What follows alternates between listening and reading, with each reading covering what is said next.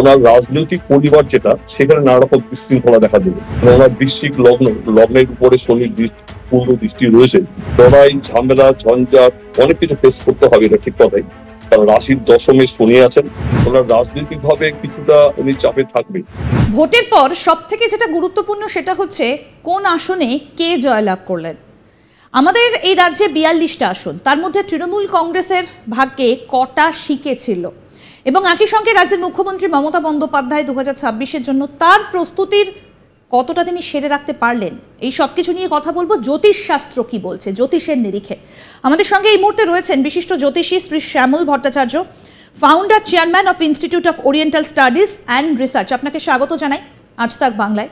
যেটা জানতে চাইবো আপনার কাছে, ভোটের রেজাল্ট বেরোবার সময় এগিয়ে এলো। এবার ভোটের পর রাজ্যের মুখ্যমন্ত্রী মমতা বন্দ্যোপাধ্যায় নিজের পকেটে কটা আসন পুড়তে পারবেন এ রাজ্য থেকে? দেখুন, মমতা ব্যানার্জির দুটো ছক আমাদের কাছে আছে।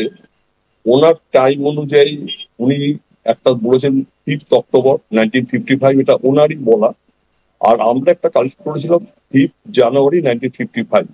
কিন্তু দুটোতেই দেখা যাচ্ছে যে ওনার 200 রাশি, এই 200 রাশি এটা হওয়াতে তাতে ওনার পক্ষে এই যে টাইমটা লড়াই, ঝামেলা, ঝঞ্ঝাট অনেক কিছু ফেস করতে হবে, এটা ঠিক কথাই। কারণ রাশির দশমে শনি আছেন। কিন্তু ঝামেলা ফেস করতে হলেও উনি অন্তত বিরোধী আসনে লড়াই করার যে সিট করা দরকার সেটা উনি পাবেন। সেটা 22টা হোক 23টা হোক উনি পাবেন, তাতে কোনো অসুবিধা হবে না। এবং উনি অল ইন্ডিয়াতে জোট হবে কি হবে না সেটা এখন পর্যন্ত ফাইনাল না, কিন্তু জোটের একটা মুখ হিসাবে উনি লড়াই দেবেন, এটা একদম বাস্তব।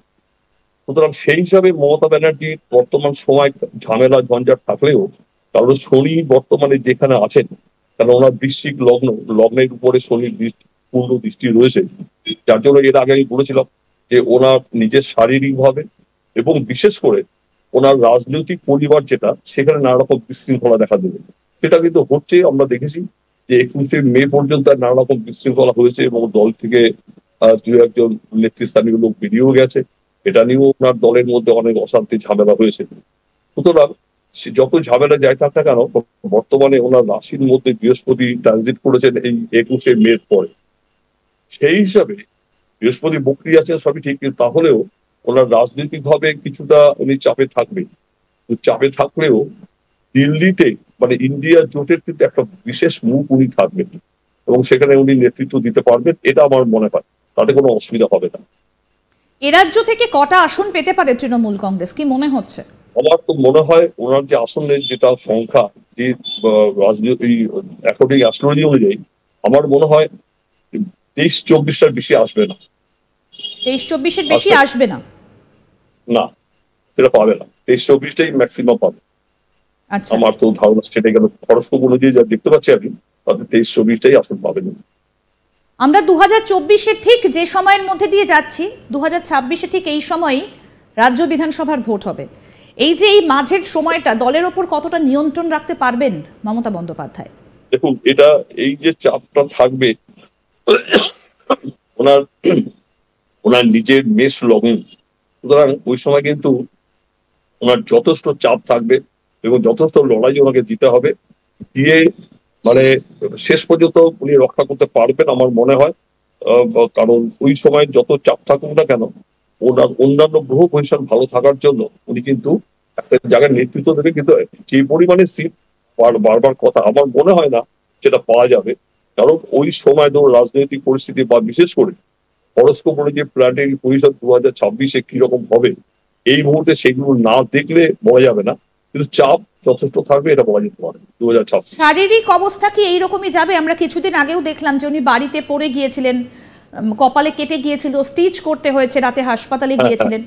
ছক কি বলছে, শরীরের অবস্থা কেমন থাকবে তার? না, সেটা দেখুন, এখন বর্তমান যে টাইমটা আছে, এটা 2024-এর এন্ড পর্যন্ত শনি যতক্ষণ থাকবেন, ওনার লগ্নে দৃষ্টি দেবেন, ততক্ষণ পর্যন্ত কিন্তু ওনাকে এই শারীরিক অবস্থা বা অন্যান্য জিনিসের অসুবিধা হতে পারে, রাজনৈতিক ভাবে মানসিক চাপ সবটাই থাকবে। কিন্তু শনি 2024-এর অক্টোবরের পরে বেরিয়ে গেলে তখন কিন্তু চাপটা অনেকটা কমে আসবে, এতটা চাপ থাকবে না।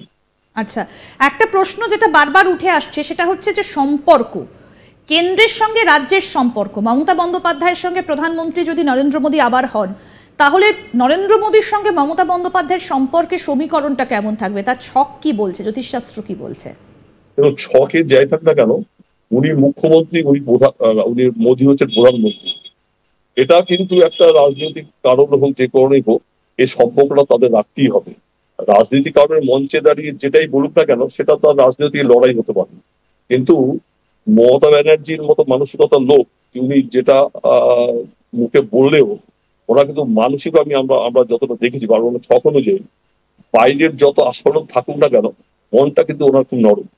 ওনার সাথে যদি মোদী আমাদের প্রধানমন্ত্রী হয়ে যদি ওনার সাথে ভালো ব্যবহার রাখার চেষ্টা করেন, আমার মনে হয় ওনার সাথে নরম নরম হবেই, সম্পর্কটা ভালোই হবে, খারাপ হবে না। দিল্লিতে নিজেকে কতটা মেলে ধরতে পারবেন তিনি? কারণ মমতা বন্দ্যোপাধ্যায়ের লক্ষ্য জাতীয় স্তরের রাজনীতি, সেই জায়গায় দিল্লির সঙ্গে তার সম্পর্কটা কেমন থাকবে? কারণ 2026টা কিন্তু অত্যন্ত তাৎপর্যপূর্ণ। রাজনৈতিক দলকে তার সাথে সম্পর্ক রাখতেই হবে, কারণ 23টা এমপি তো কম না। 23-24টা যদি এমপি পান, তাহলে কিন্তু উনি জোটের একটা ভালো মুখ এবং ওনার প্রাধান্য বাড়বে, এই ব্যাপারে কোনো সন্দেহ নেই। আচ্ছা, রাজ্যের নিরিখে অনেক দাবি দাওয়া, যেগুলো বারে বারে তৃণমূলের তরফ থেকে বলা হচ্ছে যে দাবি দাওয়া আদায় হচ্ছে না, কেন্দ্র টাকা দিচ্ছে না, নানা রকম সভাতেও আমরা বলতে শুনেছি। তো পশ্চিমবঙ্গের নিরিখে কি কেন্দ্রের কাছ থেকে দাবি দাওয়াগুলো আদায় হবে? তিনি কি পারবেন সেগুলো ছিনিয়ে আনতে দিল্লির কাছ থেকে?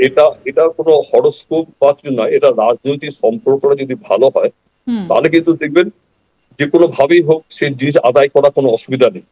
আমাদের এখানে আমফান বা অন্যান্য যখন কোনো প্রাকৃতিক বিপর্যয় ঘটে, সেই সময় কিন্তু মোদী গভর্নমেন্ট আমাদের এখানে যেভাবে টাকা দেয়, তার থেকে উড়িষ্যা তো আমফানের প্রভাব পড়েছিল, উড়িষ্যাতে কিন্তু অনেক 5,000 কোটি টাকা দিয়েছিল সেই সময়।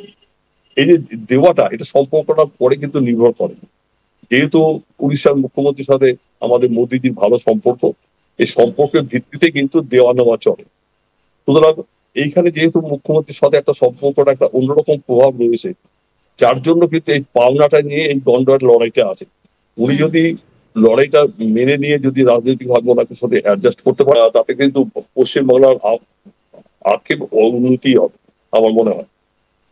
আচ্ছা, শেষ প্রশ্ন করব আপনাকে, যে পারিবারিক ক্ষেত্রে কতটা নিয়ন্ত্রণ বজায় থাকবে? পারিবারিক ক্ষেত্রে ওনার নিয়ন্ত্রণ আগেও ছিল, এখনো আছে। উনি যতদিন মুখ্যমন্ত্রী থাকবে, স্বাভাবিকভাবে পারিবারিক বন্ধনটা থাকবে এবং উনি রাখতে পারবেন, কারণ উনি যে ধরনের মানসিকতার লোক, উনি সবাইকে নিয়ে চলতে ভালোবাসেন। তো সুতরাং সেই হিসাবে ওনার চাপটা থাকবে এবং ওনাকে মেনেও নেবেন, আমার এটা মনে হয়। বেশ, অনেক ধন্যবাদ আপনাকে আমাদের সঙ্গে কথা বলবার জন্য। এইরকমই আরো আপডেট পেতে দেখতে থাকুন আজ তাক বাংলার ইউটিউব চ্যানেল, সাবস্ক্রাইব করুন।